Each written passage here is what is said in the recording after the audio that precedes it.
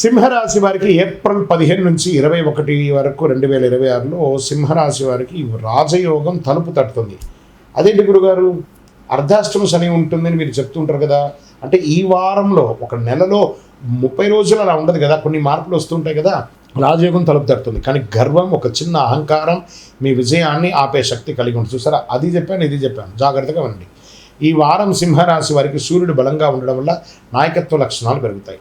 గురువు అనుకూలంగా ఉండడం వల్ల గౌరవం అవకాశాలు బాగా వస్తాయి. కానీ శని ప్రభావం వల్ల పరీక్ష ఆలస్యంగా ఉండొచ్చు. మీ నాయకత్వం చూపితే ఎదుగుల, అహంకారం చూపిస్తే ఆటంకం వారంగా చెప్పచ్చు. ఉద్యోగస్తులకి ఇది ఎదుగుదల వారం, ప్రభుత్వ ఉద్యోగులకి పదోన్నతి వారం, ప్రైవేట్ ఉద్యోగస్తులు లీడర్షిప్ ఇచ్చే వస్తాయి. ఐటీ రంగంలో వరకే రికగ్నేషన్ పెరుగుతుంది. ఈ వారం మీరు ముందుండాలి, అప్పుడే విజయం మీదిగా ఉంటుంది. వ్యాపారస్తులకి పెద్ద అవకాశాలు వస్తాయి. కొత్త డీల్స్, పెద్ద లాభాలు కనిపిస్తాయి.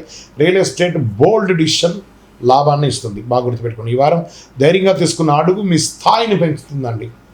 రాజకీయాల్లో ఉన్న వారికి ప్రజల్లో ఇన్ఫ్లుయెన్స్ పెరుగుతుంది. మీ నాయకత్వం గుర్తింపు పొందుతారు. కానీ అహంకారం పెరిగితే శత్రువులు కూడానే పెరుగుతారు.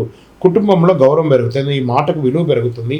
కానీ డామినేషన్ నేచర్ వల్ల చిన్న సమస్యలు రావచ్చు.